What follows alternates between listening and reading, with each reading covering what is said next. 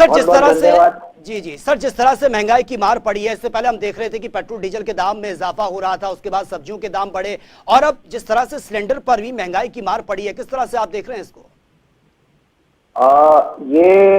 मेरे हिसाब से काफी महंगा जो सिलेंडर हुआ है, इससे काफी मार आती है आम जनता पर। देखिए, सबसे पहले तो आप ये देखेंगे कि काफी लोगों को इस सब्सिडी का जो बेनिफिट था वो खत्म हो गया मई 2020 में। जी। उसके बाद आप देखें कि कीमतें दर बदर बढ़ती जा रही हैं, दिन पे दिन बढ़ती जा रही हैं। नवंबर 20 में एलपीजी की जो कॉस्ट होती थी वो 594 रुपए होती थी, और वो बढ़ते बढ़ते आज 999 रुपए 50 पैसे हो गई है जी। और आप ये देखें कि लगभग 70% जो हमारी घर गृहस्थियां हैं वो एलपीजी को यूज करती हैं। सारी लोग और चीजों को जो पाइप गैस है उसको यूज नहीं करते हैं, सिर्फ 70%।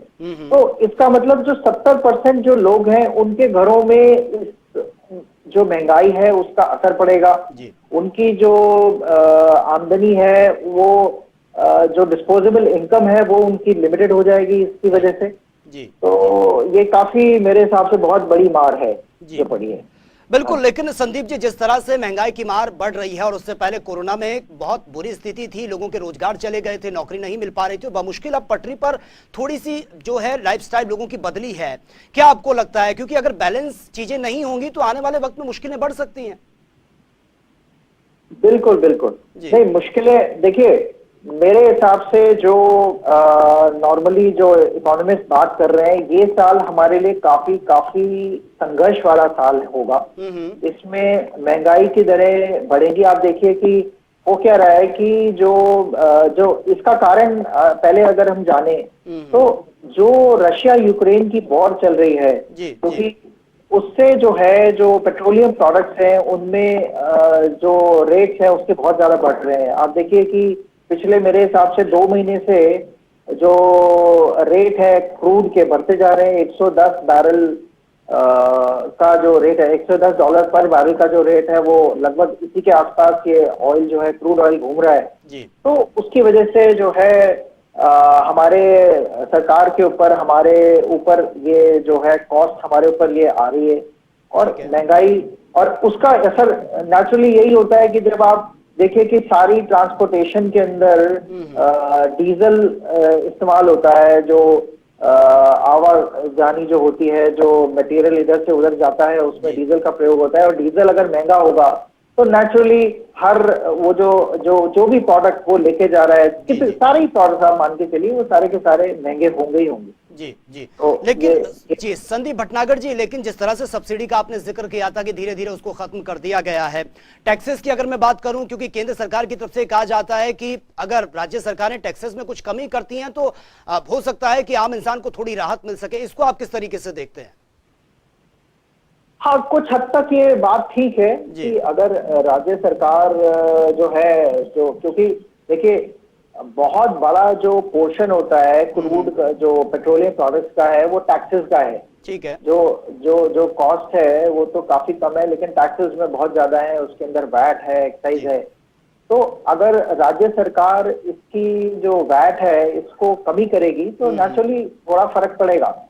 तो ये लेकिन मेरे हिसाब से ये सिर्फ राज्य को नहीं, ये केंद्र सरकार को भी, उनका भी दायित्व है कि इसके ऊपर वो विचार करे। आप देखिए कि जो पीछे जो जीएसटी की कलेक्शंस हो रही हैं वो कितनी हाई हो रही हैं।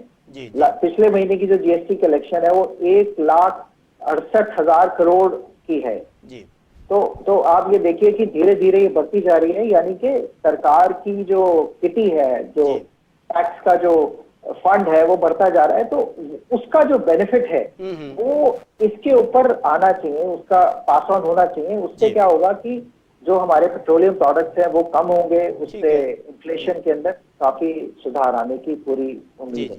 बिल्कुल सर, एक और चीज मैं समझना चाहूंगा, अभी कुछ दिन पहले खबर आई थी रेपो रेट को लेकर कि रेपो रेट की जो डिजिट्स है उसको बढ़ा दिया गया, तो कहीं ना कहीं इसका भी इंपैक्ट पड़ेगा, क्योंकि अगर हम रिवर्स रेपो रेट की बात करें तो वो तो कहीं ना कहीं फायदेमंद है आम लोगों के लिए, लेकिन जो रेपो रेट की दर को बढ़ा दिया गया आरबीआई की तरफ से, यानी कि बैंक पर सीधा सीधा इंपैक्ट पड़ेगा और फिर उसके बाद से आम इंसान पर इसका इंपैक्ट पड़ेगा।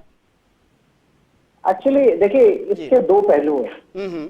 जो आरबीआई सोचता है और जो इकोनॉमिक्स है वो भी यही कहती है कि जो अगर जो रेट ऑफ इंटरेस्ट बढ़ता है तो जी, जी। जो पैसा है वो इकोनॉमी से थोड़ा खिंचता है, ठीक है। क्योंकि इन्फ्लेशन का एक बड़ा कारण ये होता है कि जो पैसा अगर इकोनॉमी में ज्यादा है और जो सामान है वो उतना ही है, जी, तो जी। उससे इन्फ्लेशन बढ़ती है, क्योंकि कहते हैं कि too much of money chasing too few goods, मतलब ज्यादा पैसा जी, है और सामान कम है तो उससे महंगाई बढ़ती है। तो आरबीआई के जो पहलू से अगर हम देखें तो उनका मकसद यह है कि उस रेट ऑफ इंटरेस्ट बढ़े और जी, उससे फिर पैसा जो है वो थोड़ा सा बाहर आए इकोनॉमी से, उससे फिर इन्फ्लेशन कंट्रोल हो। लेकिन जी, जी। लेकिन इसका दूसरा पहलू ये है कि अगर आप इंटरेस्ट बढ़ाते हैं तो क्या होता है कि जो हमारे बिजनेस क्लास है, जो बिजनेस कर रहे हैं उनके ऊपर इम्पैक्ट आता है, क्योंकि जी। वो उनको जो उन्होंने लोन्स लिए हुए हैं उसका जो ब्याज है वो बढ़ जाएगा, तो उनका जो प्रॉफिटेबिलिटी है वो कम होगी, तो उससे वो कोशिश ये करेंगे कि उसको वो पास ऑन करें जी, अपने जी, कस्टमर्स के ऊपर, तो उससे भी महंगाई में थोड़ा सा फर्क पड़ेगा, काफी फर्क पड़ेगा मैं कहता हूँ। जी। फिर दूसरा, हमारे अगर होम लोन्स हैं, हम्म।